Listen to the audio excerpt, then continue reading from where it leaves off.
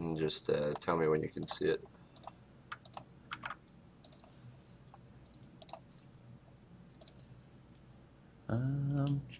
All right, it's coming up now. Okay. All right, so Master Yi. Oh. Interesting champion choice, but I respect it. Okay. Usually play Hecarim a lot more, Okay. but the previous game didn't go so hot. Or no, did I play a game? I don't know. I just decided to pick him this game. I don't know why. How long ago is this game? It was this morning. Okay. And hold on. You don't really play Master Yi often, is what you're saying?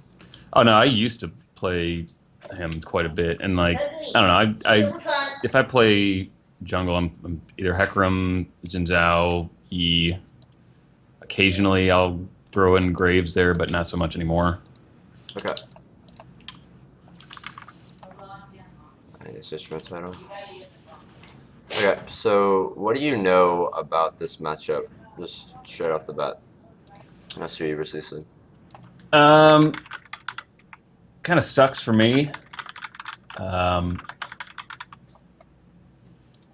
I don't know. I don't think I really win a Okay. lot of like 1v1s. Okay. So just in general as Master Yi, your early game, like talking like level 3-ish, you don't really want to be fighting a lot of the traditionally aggressive junglers like Lee Sin, Elise, old Graves. I think new Graves you'd have some sort of chance against, depends if they have Thunderlords or not. But just in Okay. general, you don't want to be running into these guys at level 3. Um, so you can pass in a way that you don't end up having to fight them. So the normal path in jungle and solo queue, I'm sure you've seen it. You know, people like to start bottom side. They go to the wolves after. They go to blue, and then they either walk into your jungle or they look for a gank. Okay. I'm sure you've seen it. I'm sure this is the route you do most games actually. Yeah, I think I Um, do that in this game. Yeah, there's nothing really wrong with this route as far besides the fact that it's very obvious, and when it's very obvious, it's very easy for people to play off of it. Um, I'm actually not super familiar with Master Yi's first clear. I'm not sure if you can do rafters start healthily. I'm assuming you can, um, just because of Alpha Strike. You just clean up all the small ones afterwards, and then you can go into red, and then you can either go into Krugs afterwards, or you can double back to your bot side jungle. And most times people won't end up finding you because most people just automatically assume that you're doing a normal, the normal route, blue Hmm. buff to wolves to red. So if you're ever afraid of running into the enemy jungler or the enemy jungler running into you, um, it's fine to just alternate your route. Even if you're not comfortable starting rafters, you can just start red instead and then clear downwards. Basically, do the opposite of the standard route so you don't get found, because getting found is a death sentence, especially if they find you like at the red and you lose your both buffs. So be very careful of that. A lot of Lee Sin's really just like doing, red wolves blue into your jungle, or even just like red wolves into your jungle, and Okay. that's real bad. Okay, so your Graves is inting. um, Yeah. Yeah. This was a sketchy. He actually lives here though. oh, he starts Q too. Holy Yeah. moly! Right. It's okay.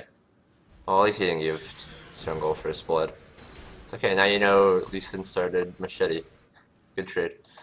Okay. Oh, it's Graves AD. Okay. Okay. Yeah. And they're both backing, so you don't get any leash. All right. Good start. Good start. Actually, I think they make it in time. Mm, yeah. Looks like they will. They'll miss out on a little bit of leash. Oh no, they're pretty much there. Okay. Okay. Okay. So just a very small nitpick. Just there's no point to not Q it immediately. So just Q it immediately so the cooldown comes up faster.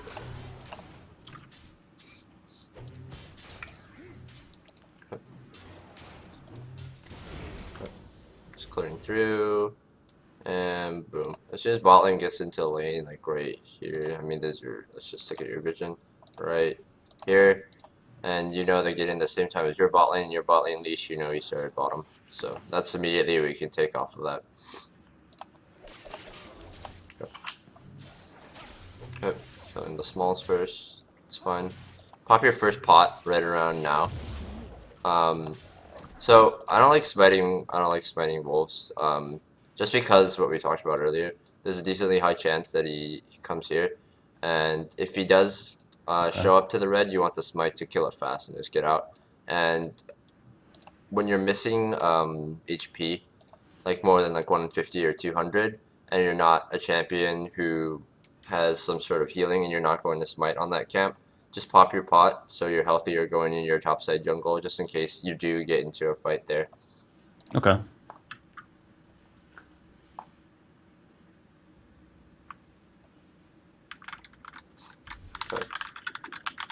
So, yeah, pretty standard route here. He is not exactly mirroring because he skipped wolves. So you pull it into the bush here. Okay. So, I don't like this ward basically because it doesn't really give you enough advance notice to be super useful. And the fact that a lot of Lee Sins will just queue from here. It's better to just walk over here before starting it to the edge of the camp here, ward over the wall, and then pull it into the bush over here, or pull it into the bush over here.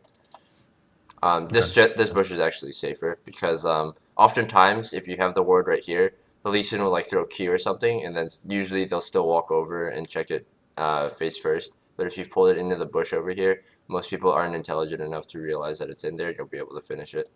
Okay. So if you're actually that afraid of getting invaded on there, it's better to just pull it there because your first ward as a jungler is super, super, super important. Don't be wasting it just to defend yourself like that. There's better ways to defend yourself without having to waste your ward. Okay, so you pop meditate here to heal before the gank. I would just pop your refill with pot too. There's no point in really holding on to it. So once Nasus commits, you walk forward. And this is a very free gank. Okay. So Nasus still has TP, so pushing the wave here with Malphite is fine. Really not much to say about the gank. It was quite elementary, so shove the wave here. You can do one more wave. Yep. Lee Sin's waiting over here. As soon as I think we had vision of him too. Or did we not? Doesn't look like it. There's like no way. Okay, yeah.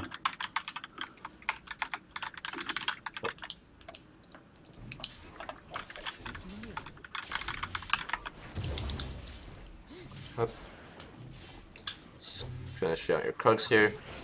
So, small thing I want to tell you about the Krugs first spawn. Only the first spawn this applies to. After several patches ago now, actually, when they nerfed the Krugs EXP, it's actually almost never worth it to clear Krugs outside of the initial medium one and the smalls that spawn from it and the initial big one, just because the time to EXP ratio is so terrible because they had to nerf this EXP so hard that you don't hit level 3 off of it after just red into Krugs. So unless you don't really have like anything else to do, which isn't necessarily true in this case, it's completely fine to just leave these medium Krugs and leave after the camp, because as soon as you kill the initial spawn, the camp will reset, and it's really good to reset your Krugs early because the second spawn of Krugs gives an insane amount of EXP compared to, like, it's an insane boost compared to the first. And every camp gives more on the second clear basically, but for Krugs especially, because Krugs give about like 25. It's not like 25% as a whole, but parts of the Krugs clear gives 25% instead of 75% EXP on the first clear. So it's just extremely inefficient to leave it up to finish all of them, unless your champion either does them extremely fast or you don't have anything else to do. Whereas in this case, you can still you still probably want to clear your rafters before you're backing. And if you do back right here and walk to Gromp, by the time you finish Gromp, your wolves will be up too. So there's no real need to stay and finish these, unless you feel like you want the gold.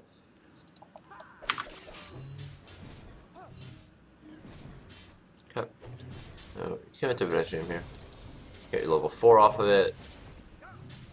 Especially he's not the slowest in the world at it, but yeah, the XP it gives isn't great. Okay. It's really a case-by-case thing. Like, in a case where you'd like full clear it up, you know, you couldn't gank anything, the Krugs are just the last thing on your clear, you might as well just clear them all at that point because you're full clearing anyway. But it's just like a case where maybe like you like top becomes gankable like midway through your Krugs clear, just stitch it and go do the gank. It's really not super yeah, it's really not worth your time to finish it if you got a gank available to you like that. Okay, so you finish your rafters too. So you're basically full cleared except for you basically just full cleared just in an odd manner. Okay, so I believe this is your first spotting of Lee Sin when he shows middle here. Let me just see. It doesn't tell me. Does it tell me the items? Let me see. Okay, no, it doesn't update his CS and items. Okay, so it's kind of odd. I'll go over it anyway. He's got 7 CS here when you see him, and that basically means you can know exactly what path he did. 1 CS here, 3 CS here, so he'd be at 4. This takes him to 5. This takes him to 6. Scuttle takes him to 7. Because he hasn't shown up in any of the lanes, and if he's showing up to the middle lane through top side, there's no way he took your Gromp. I mean, there's a small chance he took River Scuttle, but it really doesn't matter. As all you really need to know is that he's taken these three camps top side, the red buff obviously because he started there, and the Scuttle. So you know exactly what camps he has up right now. He's got Rafters up and he's got Krugs up. So after he clears this mid wave, he will most likely go into the bottom side. So you can play off of that information. Something I'm terrible at is keeping track of that. It's okay. A lot of people there. Don't fret it. It takes a lot of practice to just like know it instantly. Yeah. As you see him. So at this point, I don't like you staying out either. I think you should just reset. You're at a point where you probably won't heal enough off a camp to be healthy enough to gank. And you could look for River Scuttle to heal you, but even if, like, for starters, if you're paying attention to CS, you know this one's down. And secondly, you do it kind of slow, and at that HP, if Lee Sin finds you in the river, you're probably flashing away. Yeah. Yep. And the other factor to make you want to recall is that you've got a large majority of your net worth unspent. So you might as well just go spend. And the thing is, oh fuck, I meant to pause, but if you reset here and then buy and then walk out, you'll catch your Gromp and then you'll catch your wolves, and then you won't have to reset afterwards to spend your gold and have to wait for camps to come up and be pigeonholed into only yanking. Because what you're doing right now is you're going to do your Gromp, your wolves are going to spawn while you're doing your Gromp because it's a 2:30 spawn timer on small camps.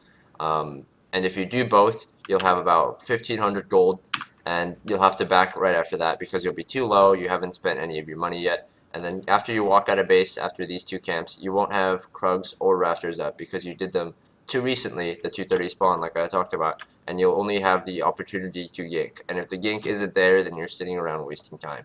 If you had just backed, spent your money, you'd be full HP walking to the Gromp, and as soon as you walk to the Gromp, you can look bottom and say, is that gankable right now? If it is, you can go gank. If not, you can clear your Gromp. After you clear Gromp, wolves will be up. Then you can look, is mid gankable? Is bot gankable now? If the answer is still no, then you can do your wolves. And then you can walk top side, and then your Krugs will be close to spawning. As soon as you walk towards top side, they probably still won't be up yet, but you can look top, see if that's gankable, If not, you can maybe do River Scuttle while you wait out the time. Then your Krugs will be up. Then you can farm Krugs at any time during the Krugs or after the Krugs. You can look top again. You can look mid. If that's not gankable, then you can go for middle. Then you can go for Rafters. But you put yourself in a position where you give yourself the opportunity to path in a way that you can either farm, and if a gank arises, you can go to the gank, and if it's not, you're still farming in an optimal path because you're not cutting across, wasting time, and you're healthy enough to gank at any juncture because you'll have spent your money. But because you're just walking straight to your Gromp here, you're not going to be healthy enough to gank after it, and it's going to put you in an awkward path after you recall. Okay. Sorry, if that was if it's ever too faster, like it doesn't make sense, like stop me. I know that was a lot to process. Okay, so now you're resetting and it's really awkward because your wolves are up, right? But you already have so much gold that you're like, oh, I really just want to recall at this point. So recurve bow. Let me look at your gold. It's 1400, I believe. Okay, I would actually just buy Red Smite and Double Daggers here versus the recurve bow, because I feel like the clear speed you get from Double Daggers is pretty comparable to recurve bow, and factoring in the dueling power, the gank power, and the extra sustain from mana and the bonus lifesteal you get for Red Smite, I'm assuming you get Red Smite, is just more worth it than the combined cost. Like recurve bow gives you, I believe, like an extra 1% attack speed and 15 physical damage on hit. Like I think it's just more worth it to buy the Red Smite as opposed to the recurve bow. Because I'm assuming you do Devourer too, right? So it's basically you're spending all your gold still on like finishing Devourer early for buying the Red Smite. So it's not like you're like putting money into it's not like you're delaying your Devourer or anything. So walking into your bot jungle here. We already talked about it. A bit inefficient to take the route like this, just because you could have just backed in and cleared upwards. Okay. But just focusing on from what here. So you're in a really good spot pacing wise. Like a good benchmarking kind of thing to look at is if you're level 6 when your first buff respawns, or you hit level 6 right after killing your first respawn buff, you're in a pretty good spot. And right now you're on pace for that. You're going to lose a little bit of pacing here because of the back timing you took. It should have been right after Rafters instead of right after Gromp. But you're still in a pretty good spot EXP wise that you can pick and choose your ganks pretty, like you can pick and choose pretty much whatever gank you want at this point when it pops up. Like you can use a lot of time too. But yeah. Like imagine well, never mind. That doesn't actually apply. Okay, so looking for bottom here when Lee Sin shows up, 28 CS. Kind of hard to track Lee Sin CS at this point because of how many minions he got middle. So that's not really important anymore at this stage of the game. Oh, I think this was super greedy. Yeah. Yeah, it's quite greedy.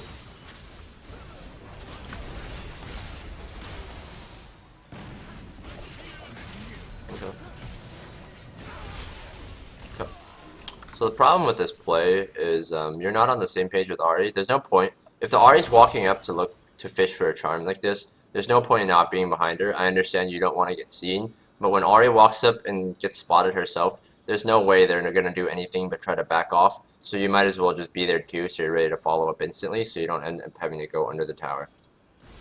If you're right here, if you're right behind Ahri and you hit the Q on the Caitlyn right there, and then you flash out afterwards, you know, she's probably dead to like Q and maybe 1, maybe 2 autos here, right? I don't know if this bar Q hits. No, she flashes it. But if you're up here ready, you either kill Caitlyn or you kill Lee Sin, or like you contribute enough damage that they die before making it to the turret, and then you have the opportunity to flash out afterwards rather than getting stunned under the turret trying to finish off the Caitlyn. Yeah. Okay. Just play off your team. You know, if you want to commit to the bush, that's fine, but as soon as Ahri walks up, you have to just walk up with her. Because it's the point of being in the bush is pointless. Because you end up coming anyway to follow up, because that's the correct play. But the follow-up is late, and you get put in an awkward spot because of it, because you don't just follow immediately. Okay. So let me just check your gold. This seems like a pretty standard buy. Yeah, just red smite and control word. Very simple buy here. And you don't buy the control word. Okay. You gotta get into that habit. Okay. I'm sure people have told you that, but it's very, very important, especially as a jungler, to be buying controls every single base, even if you have one on the map already. Okay. Being able to move your vision and having vision, wards to move up vision at all times is really important, especially if you're a jungler that doesn't go trackers. And I think going red smite is way better in solo queue than trackers, but just understand that when you do that, you have to be buying constant control wards because you won't always have wards to put in the enemy jungle. Okay. Okay, so this is a bit awkward. If you had passed properly earlier, you'd have the wolves up right now instead of no wolves up and having to go straight into top side because they're not up. Because you go get your blue here, you go get your Gromp here. Had you passed properly earlier, you would have done wolves right after Gromp, and they would have had about the same respawn time, so it would have been a very smooth path. Blue, Gromp, Wolves into full clear topside, and then obviously, like I said earlier, at any point during the route, if you see a gank come up, you can go for it, and if it's not there, then it's not a big deal because you have all this farming still, and you don't have to walk to the other side of your jungle to get camps because they're all up already along your route. So just a small, like, pointing out, like, you could have a bit more extra EXP right now. You'd be like a bit more closer to halfway to 7 instead of barely 6 right now if you'd passed a little bit better earlier. Right. Okay. So yeah, definitely better to clear the smalls here.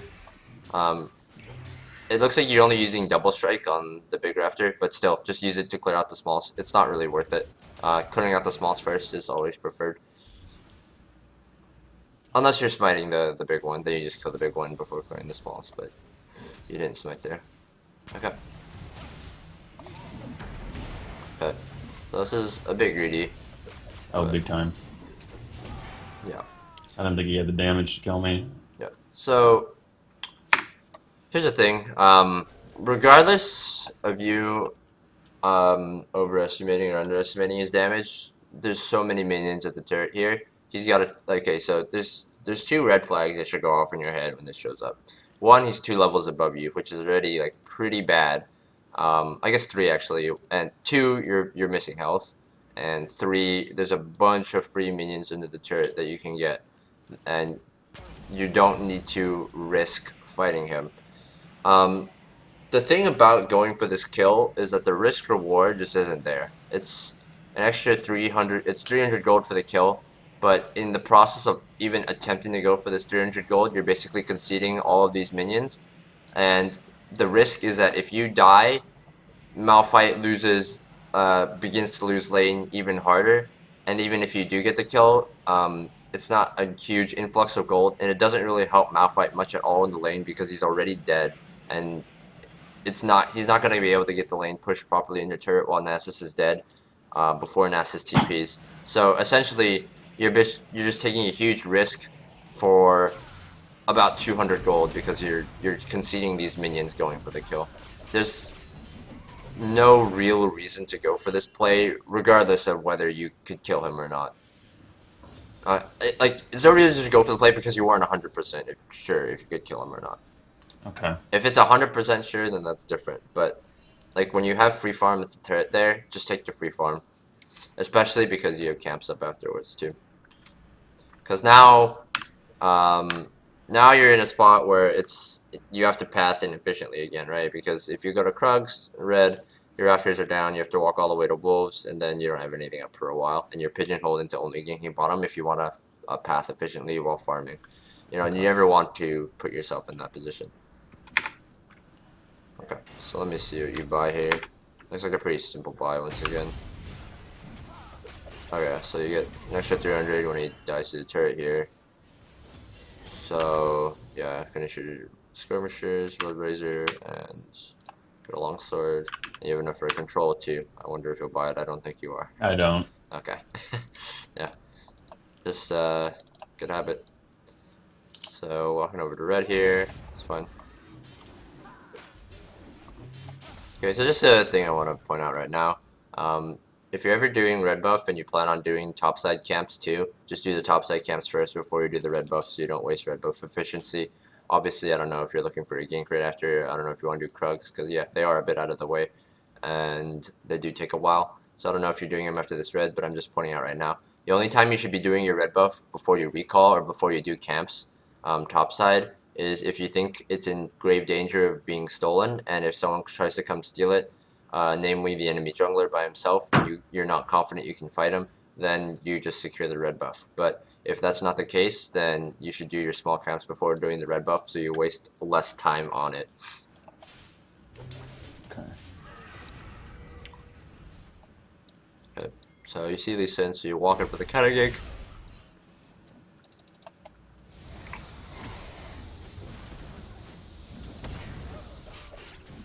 Okay. Good recognition, it goes straight on the Lee Sin. And there's a double kill. So now you can just push the wave. Good counter gank, good presence of mind to go straight onto the Lee Sin, because you know he doesn't have kick to peel you off, and you just run at him and you kill him. And you shove the whole wave here. Good. Exactly what you needed to do. And because they don't have TPs, he's actually going to miss minions. Good. You could have done another wave and hit the turret a little bit, but you have Krugs up and it's second spawn Krugs, so they're both a lot of EXP. No real right or wrong decision here. Okay. Both are fine in this case. So now you're really, really ahead. So yeah, I'm exactly a full 1,000 ahead of the Lee Sin. So you can actually start making proactive plays and walking into his jungle probably on your next reset here. That's because you don't really have to be, you don't have to live in constant fear of the Lee Sin counter jungle at this point. So smiting wolves here, full clearing through the bottom side. See, once again, your route's kind of awkward. You know, it'd be so great if you could have caught like rafters on the way after Krugs, and if you'd been pathing like more efficiently, you could have. Just would have been an extra little boost. So, just to put it in perspective, you get Gromp right after here. You're level 9. If you had path properly, you'd have right now you'd have an extra. You would have had an extra spawn of wolves. You would have had an extra spawn of rafters to kill, and you'd be closer to level 10 now, and you'd be almost 2.5 levels up on the Lee Sin. So it looks like the Lee Sin, if you just look at the scoreboard, wow, this guy's playing such a good game, right? He's 3-1-1. You'd literally be 2.5 levels above him right now if you'd been pathing efficiently. You're still, I think you're like just barely 2 levels above. I think he's close to 8. Yeah, he's close to 8. So, you're not, you are ahead 2 levels. It just won't last very long. But like, just a thing, like if you'd be pathing, if you're pathing properly, like the amount of EXP lead you can get on people, because almost no one paths properly, even up to like Diamond 3, Diamond 2, is pretty insane. Okay. So this is not happening. This oh god, where did Lee Sin go? Okay. This shouldn't happen. I'll put that instead. Yeah. So I'm assuming you go here because you see Lee Sin backing up. Yeah, I figured I could kill her and get out. Okay. So here's the thing about trading, 1-for-1 when you got a shutdown. Look at how much gold you give up when you die here. So just watch their gold. 700 gold essentially versus the 300 you get from a kill. So let's look at the scenario, and let's look at your best case scenario here, right? Your best case scenario, you kill this guy and you live, right? You're never killing 2 people in this scenario, right? Graves has no mana, you know, Bard is obviously he's not healed because he's dead. The best case is you kill Caitlyn and you walk out, right? Yeah. And the worst case scenario, which is very possible, is you don't kill anyone and you die. It's not a good risk reward trade-off. Especially because you've got a decent amount of your net worth, about a third, over a third actually, or actually no, just under a third of your net worth like on you. That's a lot of gold, you know. You can buy, I don't know what you're building second, I assume like Bork or something. That's like Bilgewater Cutlass in your base. Okay. That's pretty significant. And the thing is, like, if you're getting this kill, like Graves probably isn't helping you much, so he like the kill doesn't actually really help him. because there's a high chance that he overcommits to help you, and he ends up dying too. Okay. If you end up like, because when people see someone go in, they're like, oh, follow the leader, gotta go in and kill myself now too. Like, this is a really common thing. I'm sure you've seen it all the time in League of Legends games. Like, it's very common, like, a scenario like this, like one guy who shows up to the fight late, or one guy who's strong, sees someone low, he goes in. Someone who doesn't really want to follow up. This guy literally doesn't even have mana to dash in, let alone like Q and R or W. Yeah. He's like, oh my god, I gotta follow my team and go in, right? And then so he follows up and goes in, and then the enemy team shows up and turns around the play, and then suddenly 3 people die, and then they go get Baron and you lose, and everyone flames each other because they're like, god damn you fucking idiot, why did you go in on that? Like, we won the fight. Like, what the hell, you're so greedy. This happens all the time.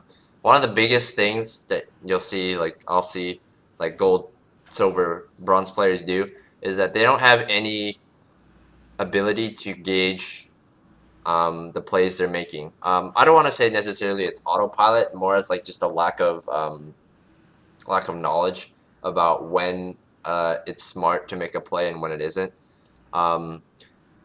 If you feel like you autopilot or you make a lot of dumb decisions, just the best advice I can give is pretend, like when you play, pretend you're like an informative streamer. Just like discuss all of your like decisions out loud. Like, okay, because like for example, in this bush, you'd be like, I'm gonna wait in this bush here, and if like Lee Sin leaves, I'm gonna see if I can look for Caitlyn here. It's kind of a risky play because if they have exhaust or they have summoners and I don't kill Caitlyn, they could really easily turn on me. And then if you're internalizing all of that out loud before you actually make the play, there's a pretty good chance that you end up saying, this is too risky. I'm just gonna go back. I have a lot of gold on me, etc. Like, that's kind of just like an example of like how rationalization out loud can help you cut down on the inconsistent plays or the high variance plays that you make.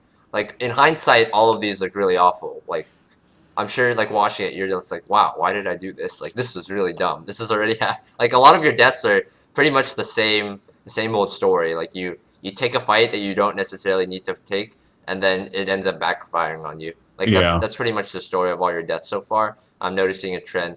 And if you think that's a trend in like all your games too, like obviously, like I don't watch all your games. This is literally the first time I've ever seen you play. So maybe this was just a one-off game because you're playing Master Yi, and it's like all Master Yi players are like the super aggressive, go for every single play kind of things. Like, I don't know, I don't see you play, but that's just the vibe I'm kind of getting. So if you think that's a problem yourself, then that's something you can start getting in the habit of doing. So, shut down gold, giving away for 1 kill, finish off your Bilgewater, double daggers. Yeah, that's about fine. So, I know you don't buy control words, you've already established this, but for the future, once you do buy control words, hopefully, at this point into the game, you don't really need your refillable potion anymore, so don't be afraid to just sell it and buy a control word. Okay. Yeah. That's a huge, I don't want to say problem, because it's really not, okay, well, it's not a problem yet. Well, no, actually it is a problem. People hold on to refillable potion, like, inexplicably. Like, you don't need your refillable potion 20 minutes into the game where your whole team's taking your jungle camps. Like, it's not useful to you at that point. As soon as you hit items where you don't need the sustain really anymore, obviously, if you go for a gank and you're tower diving and you're 50 HP, it might end up saving you, but we don't deal in like it's not good to deal in like what if situations like that, and it's more consistent to just sell it for a control word slot once you don't need the sustain to clear the jungle anymore. For some champions, it's after they finish a jungle item. For some champions, it's as soon as they buy the smite. For some champions, it's immediately after the first clear, Greaves. And for some champions, it's after 2 item. I'm pretty sure Master Yi's like pretty fine once you do Bloodrazor, and completely fine once you have Bilgewater. Yeah. So you definitely could have sold it at this point for a control word. A good way to look at refill is that it's basically a control word because you sell it for 60 and you just wait an extra 15 if you're really that low on gold and you can buy a control. So think the reason I don't buy it is because I had one on the map ready, and I'm like, yeah, I don't need another one, but I'll start getting in the habit. Yep, it's a really good habit to get into. Because if you ever get the chance, you know, you kill Lee Sin or he dies, he shows on the other side of the map, you can walk in and get a ward deeper into his jungle. Because always better to have a deeper pink than a shallow pink, you know? Just gives you more information. Alright, so this is just elementary, classic Master Yi cleanup there. Really just ran at everyone and killed them. Not much else to say about that one. And now you can get first blood turret. Okay, so I won't really get to... Oh, hold on here, hold the phone. Uh-oh, what the hell? Okay, well... None of us were on the same page, I don't think. Yeah. Okay. So despite the fact that none of you are on the same page, just... You could have made one very simple decision that would have kept you alive. As soon as Swain throws the W, just walk forward a little bit, or walk backwards a little bit, don't get snared. Oh, yeah. And you actually would have been fine. Yeah. So just small micro error. I don't really like to. I'll say this right now. I don't really like to dabble. I don't really like to talk about micro errors too much outside of team fighting because team fighting literally is a bunch of micro and a mix of micro and macro errors. But like you literally look at this, like you understand what happened there. Like you could have stepped backwards, you didn't, and you died. Yeah. So there's really no need to dwell on that. So if it seems like I'm glossing over mistakes like that, it's because I expect you to understand, like, immediately as soon as the situation happens, like, what the mistake is. So, I won't really get to talk about it, so I'll talk about it here. First blood turret, as your jungler, that's your primary goal, in the early game until it's dead. Whether that's spam ganking the fuck out of one lanes until the guy tilts off the face of the map and quits the game, and getting his turret, or just looking for the strongest lane and going to it once, diving them under the turret to take first blood turret, or counter ganking people who are over aggressive, going for first blood turret so you can turn it all the way around. Whatever the means is, your goal in the early game as a jungler is to get first blood turret because of just how huge of a gold swing it is.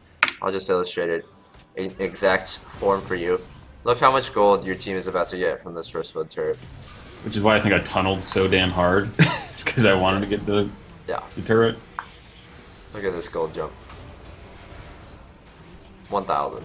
That's basically 3 kills worth of work for you, and like 1.5 camps. Like that's ridiculous. If you like, oftentimes like, it's I don't want to say better, but it's easier to just like spam gank the fuck out of one lane and just take turret off of that, you know? Even if they, as the kill, don't really give much EXP and gold anymore because you're just chain killing them and they're chain feeding, it's still worth it if you end up getting the first blood turret, just because the amount of gold first blood turret gives is ridiculous, and because first blood turret gold will often be concentrated rather than... concentrated gold is just better.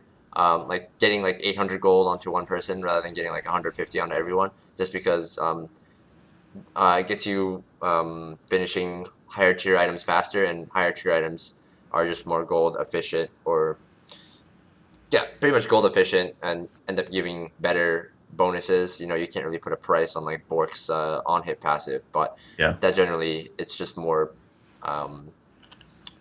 it's more helpful to finish those items like that. So concentrated gold is what a lot of first blood turret gold gives, and it's just a huge burst of concentrated gold too. So it's always should be your goal as a jungler to get in the early game, no matter how you achieve it. In this game, it was literally you came bottom 2 times and then you broke the turret because you killed them all at the same time.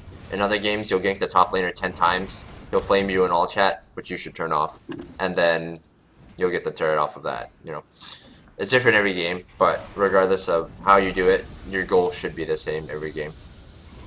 Okay, so once again, pretty elementary buy. You just finished Bork. You don't buy a control ward once again, but it's okay. We've established it. You'll do better in the future. I hope. Yeah, I put a big note there. Sounds good. Okay. So, because you've spent so much time just ganking and dying in the past like 2 minutes, all of your camps are up, so you have the opportunity to choose either starting at the Gromp and clearing up, or starting at the Krugs and clearing down. I think Gromp is better here because bot lane's going to be a little hard to gank in the near future because they're just getting back to lane and the wave is, I mean, the turret's gone, so the wave will be pushing. After you get the first turret, a lot of people end up getting lost about what to do.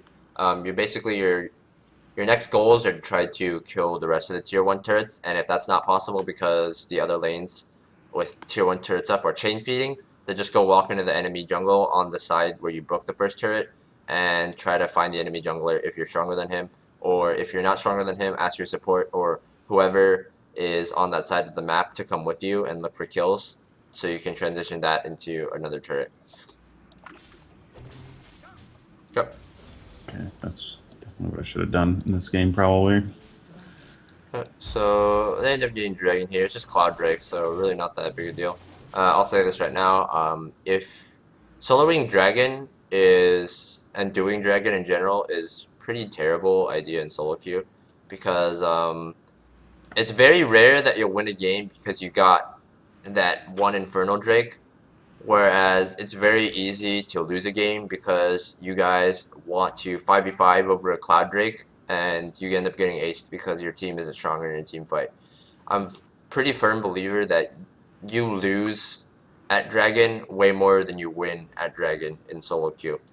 And a lot of champions, maybe not a lot anymore, but you might get baited into, like you might see some sick ass video on Reddit. You'll be like, oh my god, Warwick and Nunu can solo Dragon at level 4. I'm gonna do this every game and climb. One, Dragon gives shit for EXP. It's literally about one camp worth of EXP. So from an EXP standpoint, it's terrible. It gives 25 gold, so from a gold standpoint, it's terrible. And it takes about half a year. So as far as an efficiency standpoint, you can basically almost do a full clear on most junglers for the time you spent soloing Dragon. And if you ask me whether you'd rather have 300 gold and a level and a half on the enemy jungler or 50 movement speed for my laners, it's a pretty clear-cut choice as to what I'd take. Yeah. Even for Infernal Drake, you know, it scales well, but early in the game, it's not going to be the difference between your laners inting and not inting. Ocean Drake, a bit more on the fence. If your laners are in some really hard matchups, it can be worth it. But even then, more often than not, it isn't. And Mountain Drake is beyond worthless in the early game as well. So unless you literally have nothing else to do. So let's say like some of the earlier situations you were in where you literally had no other camps to farm and you only had Dragon and you were capable of soloing the Dragon and it was safe, then, you know, fine. Go ahead and invest some time into soloing it real quickly. But in most cases, calling it as a team, unless you're so far ahead that you know you'll win a team fight and it gets forced there, or doing it safely by yourself when you know no one will collapse on you and you're not wasting efficiency by you don't have anything else to do, then it's fine. But other than that, don't touch Dragon in solo queue. It's a really, really easy way to throw. Okay. Unless you're playing Nunu, because half of that champion's usefulness is fucking doing Dragon. So yeah. Okay. So killing the smalls, good. Doesn't really matter at this point, but just a good habit to get into. Good. So getting your red buff here. After you get to shred buff, you should be looking to hold middle lane, because R8 just died. Oh, that is... Yeah, that made me sad. That's a tragedy. That's a real tragedy.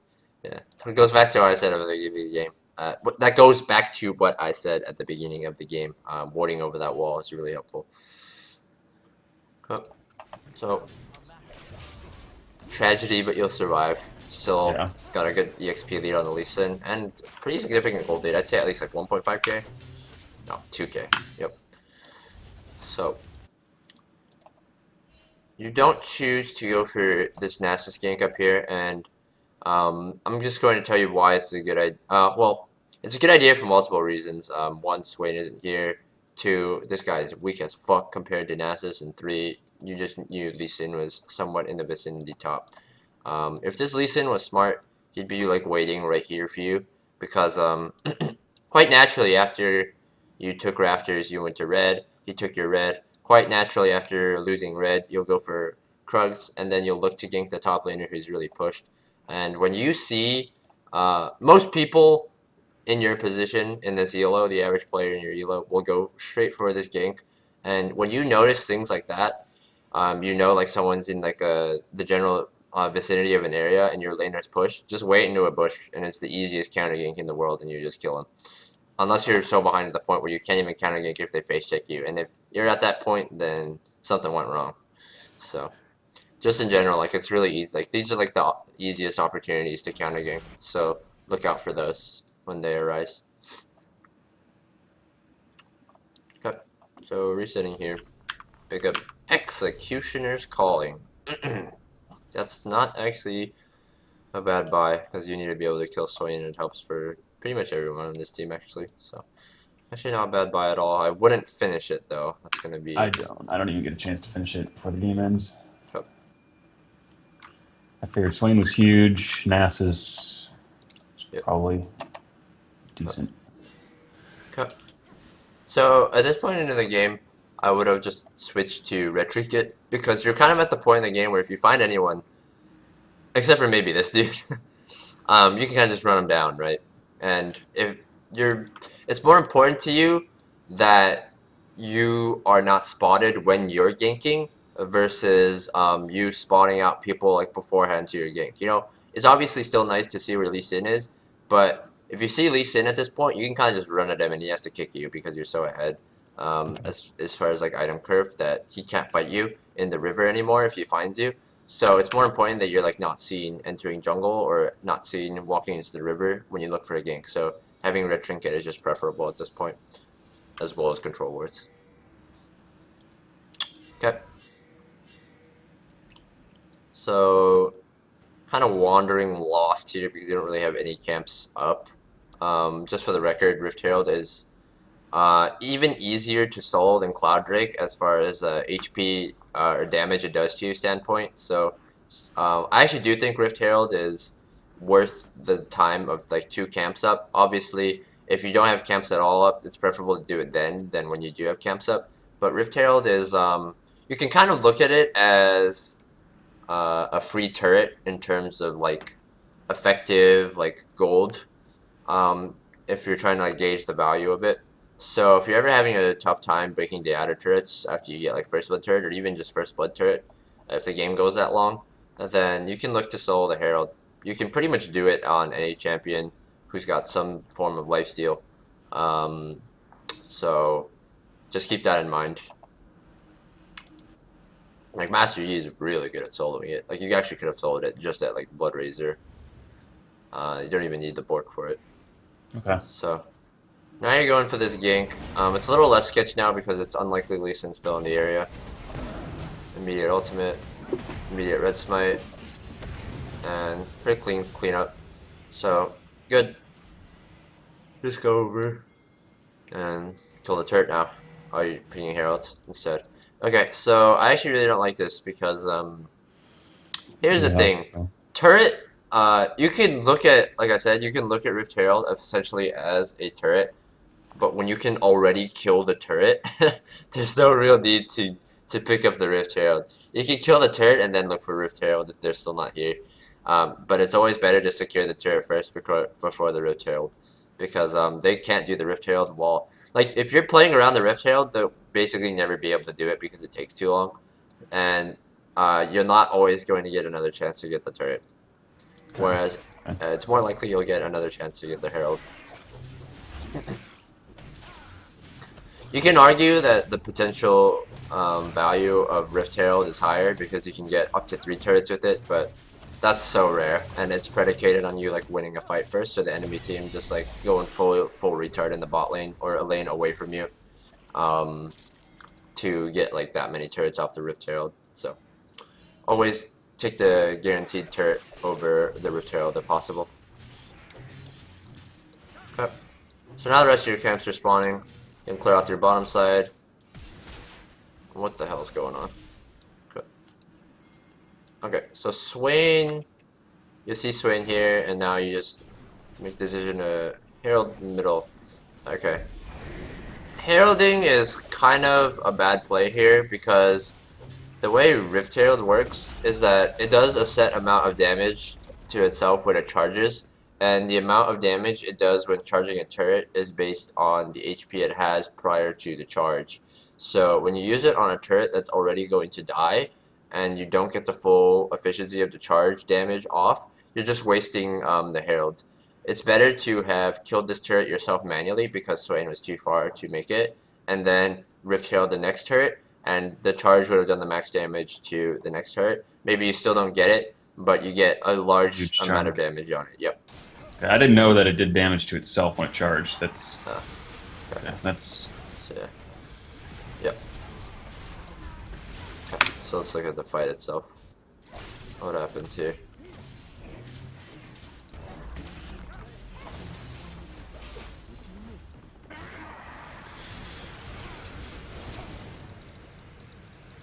Oh, it's because your Q isn't up. Okay. Okay, so this is really just a symptom of you using your Q on like 2 minions at the end here. yeah. Because, this is a thing you'll learn on any champion, not just Master Yi. When you've got an ability that's really important for your fighting, and you're making a play where you know the enemy team is looking to respond to you, and potentially are looking for a fight, which they are in this case, make sure you're not wasting abilities to push like that. Because that actually gives you so few... You don't really have any tools to outplay as soon as you use your Q. You basically are given two choices. Walk in and fight him like a goon, or walk away. And Ahri turns to fight, so you're committed. You basically have to commit to walking in and fighting him like a goon, and because you can't Q to dodge his route, you just get killed. So Yeah. I don't think I was paying attention enough. yeah. That's really just a symptom of, yeah, not analyzing the situation properly. Okay, so you buy Hex Drinker here. Okay, for starters, I would just buy Merc Treads instead if you want MR, and then buy like No Magic for the Hex Drinker because 1, Tier 2 boots is really important at this stage of the game, and 2, hard CC, soft CC, snare. So like half hard, half soft. You can't do anything about this, and wither wherever this dude is. So yeah, bunch of hard CC for treads to work on. And if you want the magic resist, is fine here anyways, because this dude is huge. This is primarily physical, some magic, mostly magic, but doesn't really do damage. So Merchants really helps here. I'm not convinced you really need Maw here. I'm in the boat where unless they're double AP, Maw is just a bad item to buy nowadays because it doesn't give you enough attack damage to be worth it. And the thing is, Death's Dance is so good right now.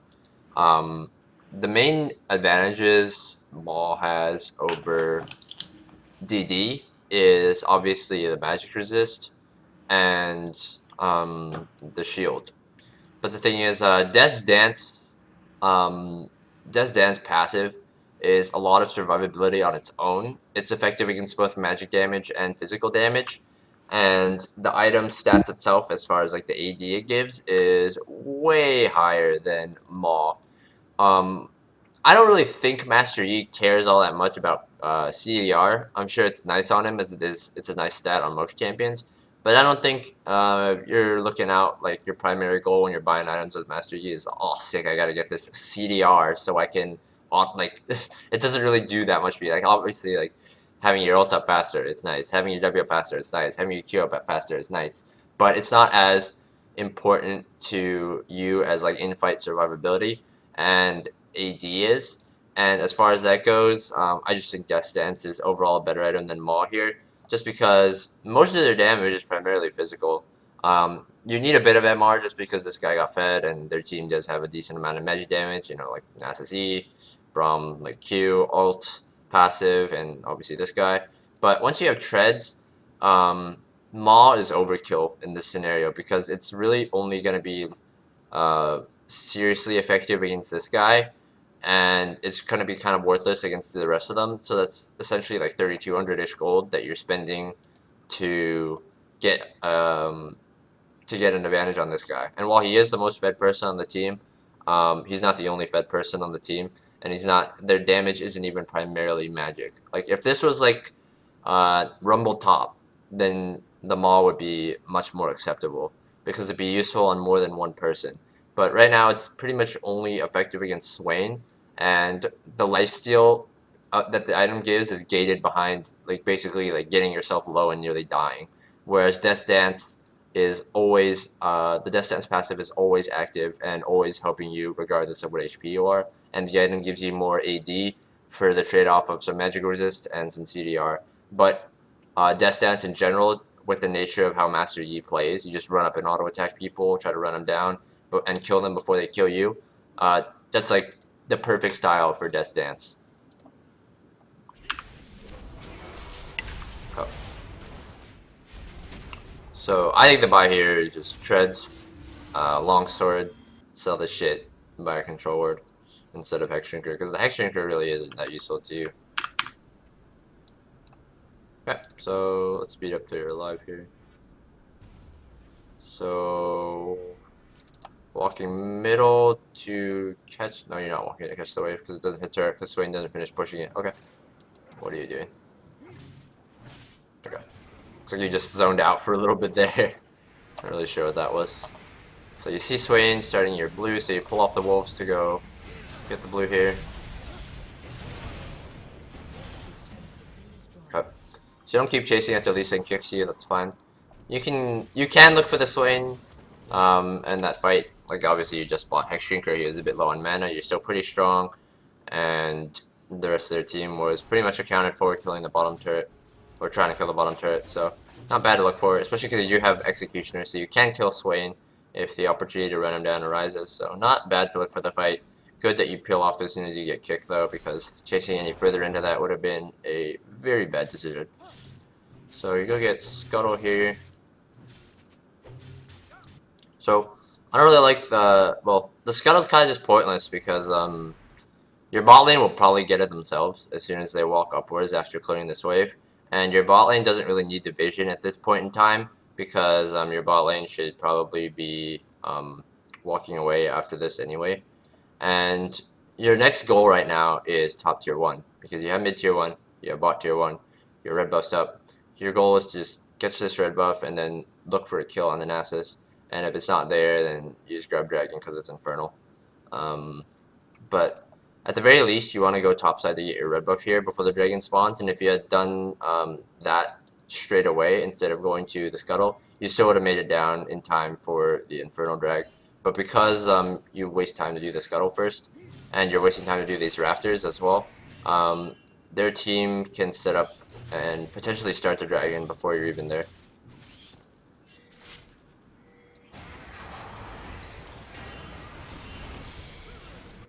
So yeah, now because you did Rafters, you don't have a chance to pick up your red buff before this fight, which might end up being really bad for you.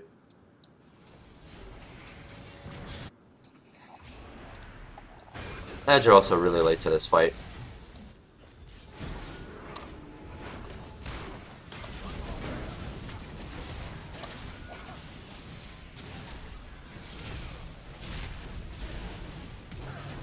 Oh. Good fight awareness. What a flash. Okay. So let's go over this fight. So you're coming in late because you were doing camps topside. Straight off the bat, pretty much all the ultimates except for Lee Sin ult are used. And this is like the dream fight for you. So you don't go in too early. You recognize that this is not the guy you want to go on at the start of the fight. You want to try to get on one of the higher priority targets before, so you're kind of waiting in the bush here for an opportunity, so that's good. Ron puts up shield, and once Lee Sin commits in with the dash, you turn immediately onto him because you know his ass is grass without his dash. Unless he kicks you, but even if he kicks you, in this case he's probably dead as soon as he gets charmed. So he does kick you. Malphite cancels an auto on him, so you have to flash and finish him off, but that's fine because that puts you in a position to where you want to be anyway to clean up the rest of the fight. You get Swain here, and then you just run down Caitlyn. And yeah, this fight's pretty elementary. It's actually, it can actually be overstated how actually good this play is, to not go in on the Braum immediately. And this is something I hope you do in future fights too. When you're playing a champion that is pretty much predicated on diving the enemy backline, it's really important that you don't get over eager to dive the backline when the opportunity doesn't arise yet. It's still important to play with your team regardless of what your champion excels at in team fights. Because if their Caitlyn just sits in the back forever, and there's a Braum next to her, you can't realistically go in on that, and you just have to hit what's in front of you. So it's good that you don't run straight for the backline. You killed Lee Sin first when he stepped up too far, and then once you killed him and you realized the rest of their team had committed too many resources at the earlier portions of the fight, you just ran in and cleaned it up. So really, really good fight. Not really anything to change about that. And now you get Dragon off of it.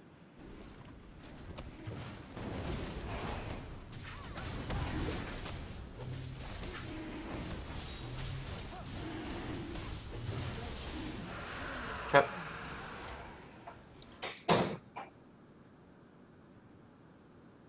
So you can walk into his jungle here, like you guys just want a team fight. Like if he has any camps up, you can just go take him. Your team gets into another smaller fight here. Not really your problem to deal with. I would. What are you doing? Okay, you're pinging. Okay. Make sure you're pathing while you ping. I don't like you going for this red buff here because you've seen Nasus. Let's look at your vision, okay? Let's look at your vision like for the past like 15. So you see Nasus. This guy's just spawned. A few of these guys just spawned, and you see Braum here too, and you're about to see Lee Sin, I believe, or no, yeah, Lee Sin. So you basically know there's not really many people top. You could have walked up to the turret and started hitting it, and then when someone comes up, you know if you've been paying attention who's showing on the map. It's probably going to be Caitlyn. Possibility it's Swain too, but it'll likely only be one of them. And if it ends up being Swain, you just walk away. And if it's Caitlyn, then you can just run down Caitlyn into the turret because you're so fed at this point, and then you can finish off the turret. That makes sense? Yeah, yeah. Okay.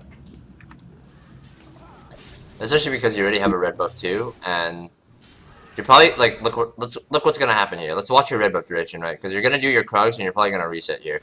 So look how much your red buff is gonna be used doing nothing but farming.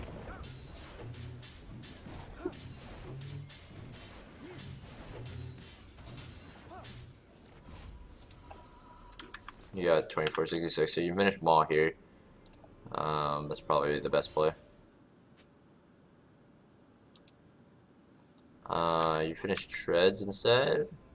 You finished Treads and Yim. Okay, that's fine too. So let's look at the time when you're finally gonna be impacting the map again. And look how much red buff you have left. We'd say right around now you're in a position to impact the map. Your red buff's basically half gone already. And that's really bad. You don't ever want to waste red buff like that. Especially on a champion like Master Yi, who's ganks with red buff. Not bad. Ganks with red buff, terrible. Just pretty terrible. So don't be wasting your red buff efficiency if you don't have to. Yep.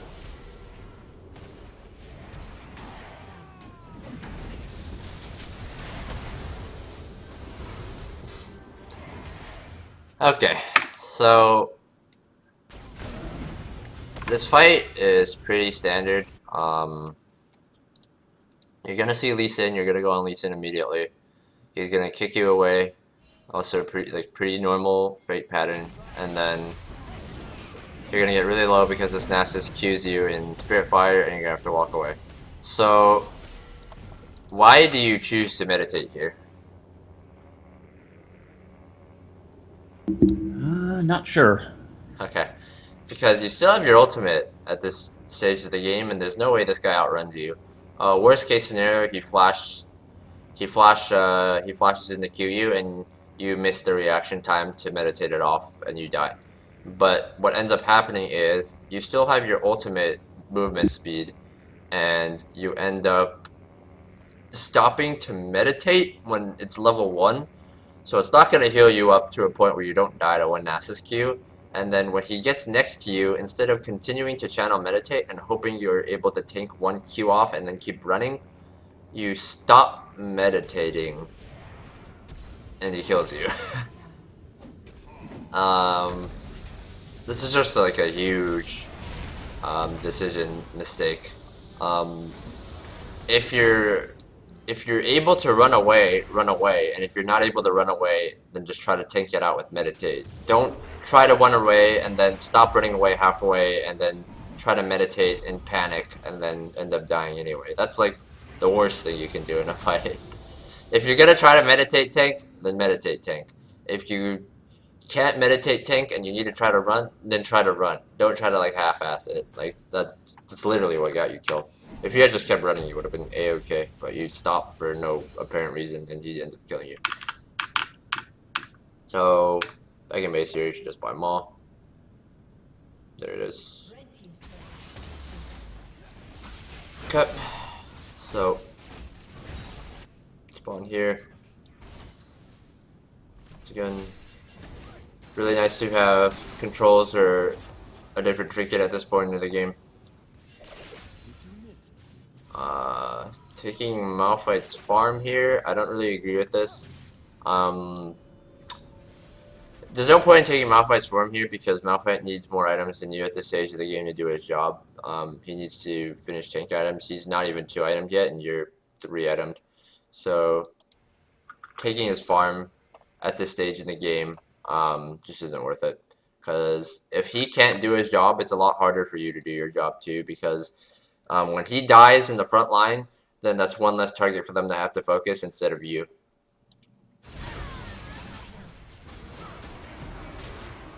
Okay, so team gets into a fight in the mid lane here. You're running in to clean up. Once again, this is... oh shit. Oh no, his internet dropped. Oh man. That sucks.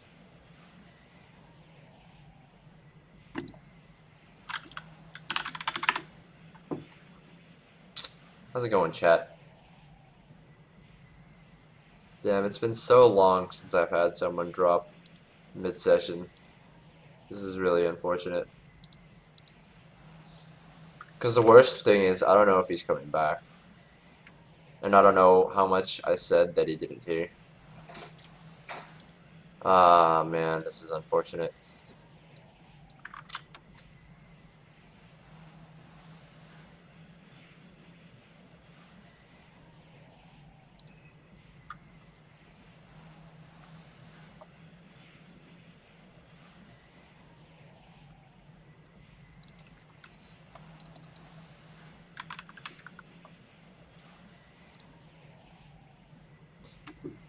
Damn.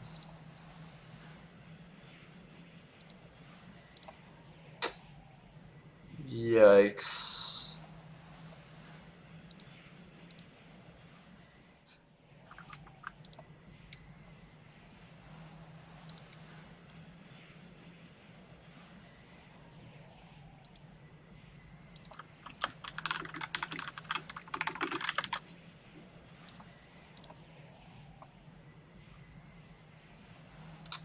Ah, man, dude.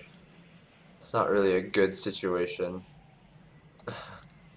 Not really a good thing to do in this situation, fortunately.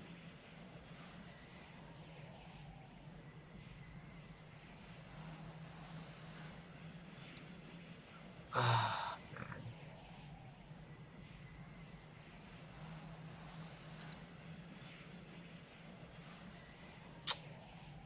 Let me see if the person who potentially wanted something at 11 is here.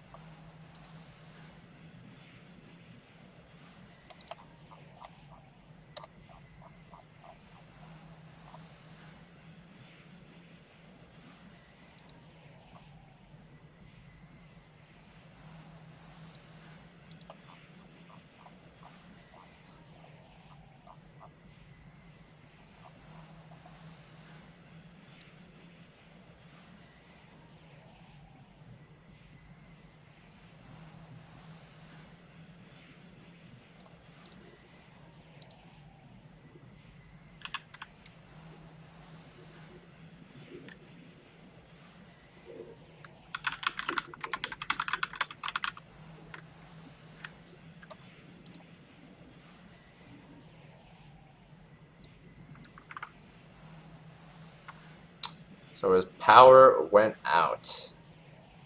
Yikes. Ugh.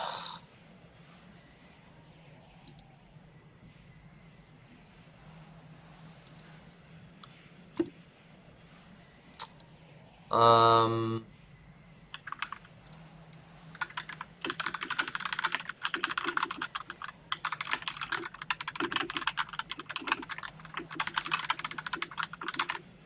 Okay. Okay, so I'm just gonna skim through the rest of the session, so we can look over it as a VOD. So basically, this is the same thing as earlier in the game when you went bottom for that 1 kill against 3 people. It's just a play that it's so low chance of succeeding that it's really just not worth going for at all. There's really not much else to say about it. At this point in the game, you kind of have to look for somewhat more desperate plays because you're so behind, but there are better situations will arise than that, and don't ever.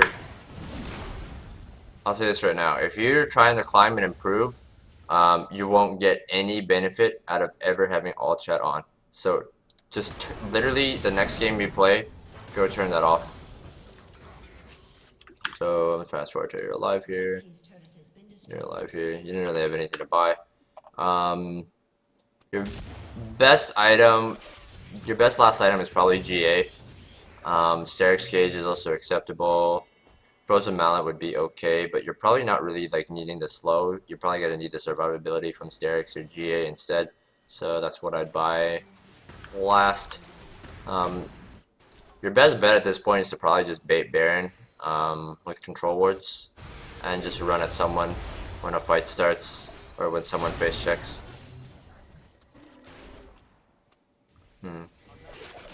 At this point into the game, you can't you shouldn't be the one catching bot waves just because the enemy team's pressure on Baron is so high as soon as you go bottom. You're resetting here. I'm not even sure what you're buying. Let's see. Doesn't seem like you're really sure what to buy either. Yeah, you don't end up buying anything. I guess you're waiting for BF Sword. I'm assuming for GA, which is fine. And they end up doing Baron while you're in spawn. Not exactly your fault because it's not warded. What's up happening here? You run in. You start out by hitting Lee Sin. You get kicked. You keep chasing. You go in onto Caitlyn. And you trade for Caitlyn. That's fine. Your team is kind of just slow to follow up. In reality, this is not a bad play at all because you saw people allocated in the side lane, so you know you had a numbers advantage. It just doesn't go well because your team doesn't follow up properly, and the fact that you're really squishy, obviously, so you die really fast. The Lee Sin AoE'd you on the kick, which is really unfortunate. Yep. So, BF Sword, speed up until you're alive. Really not much else to say about this game, most likely. Just looks like you guys are just gonna lose team fights.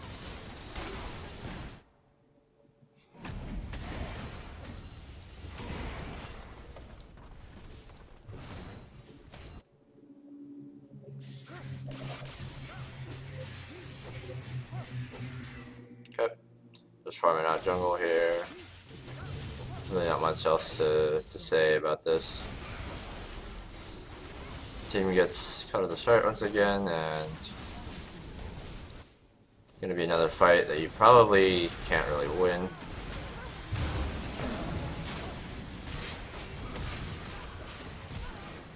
Oh. Yeah, kill Braum here because he's isolated. Good. About the best you can do with the situation you're given. You can't really fight this Swain by yourself, and Nasus is so free pushing. So, let's reset here. Wire GA. Okay, good.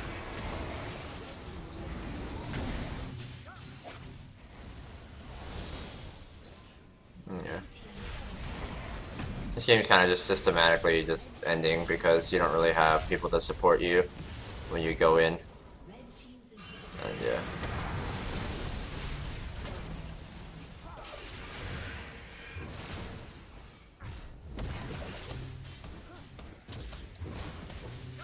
Let me just skip to the last fight, actually.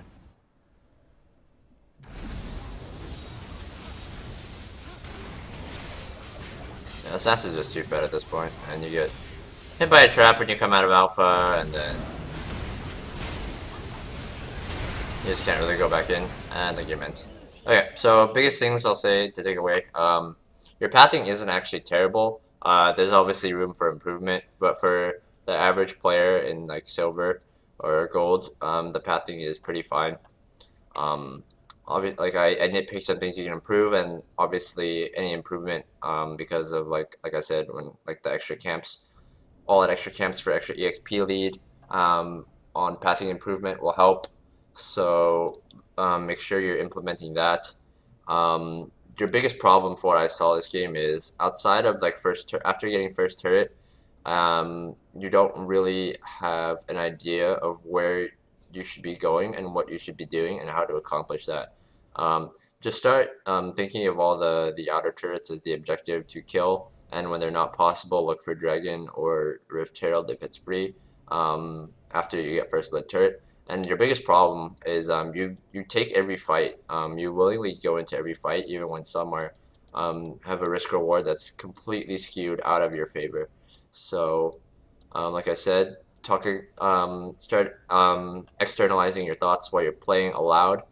Even if you're just alone and not streaming or anything, is a great way to help help yourself with decision making and not choosing so many risky 50-50 fights that don't even really give you huge benefit if you succeed them, and have like pretty crippling side effects if you fail them. And that's about it. Okay. Whew.